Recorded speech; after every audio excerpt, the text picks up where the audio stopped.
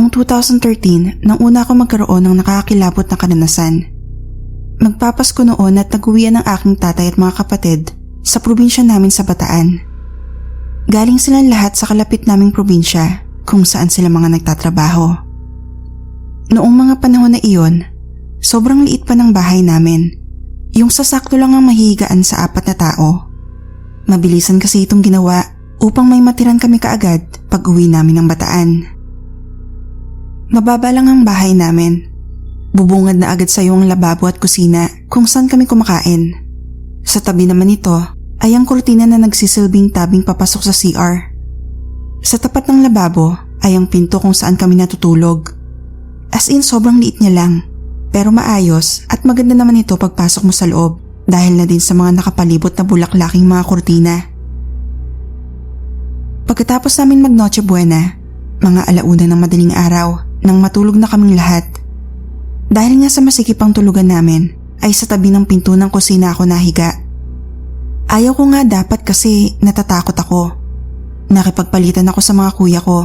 Sabi ko, doon na lang ako sa tabi ng papag kung saan nakahiga si mama at papa. Pero ayaw nila. Kaya no choice ako kundi matulog banda sa pinto. Habang natutulog ako, bigla akong nagising. Kasabay nun, ang biglang may bumulong sa tenga ko. Boses ito ng isang matandang babae. Napakatinis nito at mararamdaman mong nakalapit talaga ang bibig nito sa tenga ko. Nang magsalita ito, biglang nanigas ang buong katawan ko. Hindi ako makagalaw. Para akong binabangungot.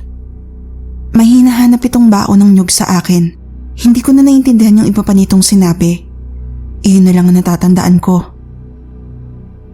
Pagkatapos itong bumulong, kaagad naman ako nagising.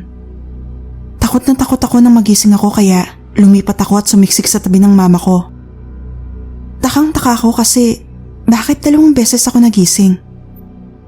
Pwede kaya yung ganun? Nagising ka sa panaginip mo tapos nagising ka din sa realidad? Hindi na ako nakatulog nung gabi na yon. Magkahalong takot at pagtataka ang naranasan ko buong gabing yon. Kinabukasan, agad kong ikinuwento ito sa mga kapatid ko. Pinagtawanan lang nila ako. Sabi na nanaginip lang daw ako, pero talagang pinagpilitan ko sa kanilang totoo yun. Dinig na dinig ko naman kasi ang boses ng matandang babae. Kinagabihan, wala nang natulog sa bandang pinto. Ultimo mga kuya ko ay natatakot ang matulog doon. Nagbiro pa nga ako. Sabi ko, akala ko ba ayaw niyong maniwala sa akin? Bakit ayaw niyong matulog doon? Tinignan lang ako ng mga nito. Hanggang ngayon, tandang-tanda ko pa ang nakakilabot itong boses. At hindi pa natapos doon yon. 1 taon lang ang nakalipas, inuwi ng kuya ko ang asawa nito. Buntis ito ng 6 na buwan noon. Kwento ng asawa niya, habang natutulog daw siya, ay bigla siyang nagising sa ungol ng kuya ko. Binabangungot ito. Kaya tinapik-tapik niya ito pero hindi niya magising. Hanggang sa hinugyug niya na nga ito. Nang magising, napasigaw ito sa gulat nang makita ang mukha ng asawa na niyang nag-aalala ang nakatingin sa kanya. Maya-maya ay nagbuntong hininga ang kuya ko at doon na niya ikiniwento sa asawa niya ang lahat. Nanaginip daw siya ng matandang babae. Tinatakot siya na papatayin ang anak niya, which is yung pinagbubuntis ang asawa niya. Papatayin ko ang anak mo. Iyon ang huling sinabi nito bago siya magising. At kaya siya napasigaw nung magising siya kasi mukha ng matandang babae ang bumungad sa kanya.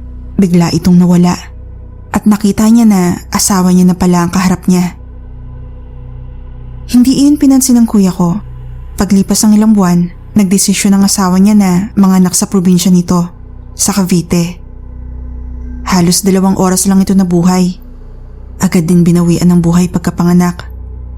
Sabi ng doktor mahina daw at may butas ang puso nito na sanhi ng pagkawala niya. Marami pang nangyaring kababalagan sa bahay na yon simula noon at kahit na napaayos na ito. Hindi ko na din sinama yung kwento ng pinsan ko at yun nangyari sa hipag ko na asawa naman ng panganay kong kapatid. About sa naranasan din nila sa bahay namin.